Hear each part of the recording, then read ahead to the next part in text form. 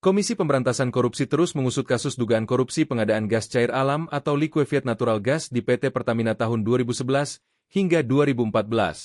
Hari ini, KPK memeriksa Basuki Cahayapurnama alias Ahok, mantan komisaris utama perusahaan minyak plat merah itu, sebagai saksi untuk mendalami dugaan kasus korupsi tersebut. Buat saksi untuk perusahaan LNI Pertamina, kata Ahok kepada wartawan saat tiba di Gedung Merah Putih, Jakarta, Kamis, 9 Januari 2025. Lantas, apakah Ahok ikut terlibat dalam kasus korupsi LNI PT Pertamina? Ahok mengungkapkan, kehadirannya dalam pemeriksaan hari ini dibutuhkan lantaran dugaan korupsi itu muncul saat dirinya masih menjabat sebagai komisaris utama PT Pertamina. Ia mengatakan, ketika itu, dirinya mengirimkan surat kepada Kementerian BUMN terkait dugaan korupsi tersebut. Sebelumnya, KPK mengembangkan kasus dugaan korupsi pengadaan gas cair alam atau liquefied natural gas di PT Pertamina. Pada 2 Juli 2024, KPK menetapkan 2 pejabat PT Pertamina lainnya sebagai tersangka dalam kasus tersebut yaitu Senior Vice President Gas Power PT Pertamina tahun 2013 hingga 2014 Yeni Andayani dan Direktur Gas PT Pertamina periode 2012 hingga 2014 Hari Karyuliarto.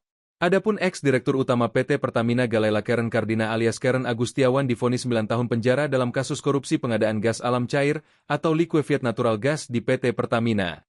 Karen dinilai terbukti secara sah dan meyakinkan bersalah melakukan tindak pidana korupsi secara bersama-sama dan berlanjut.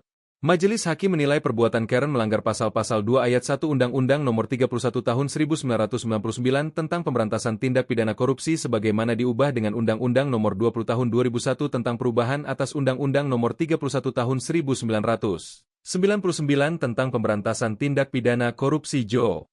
Pasal 55 ayat 1 Pertama KUHP JO Pasal 64 Ayat 1 KUHP. Selain itu, tuntutan jaksa meminta agar Karen didenda 1 miliar rupiah subsidiar 6 bulan kurungan.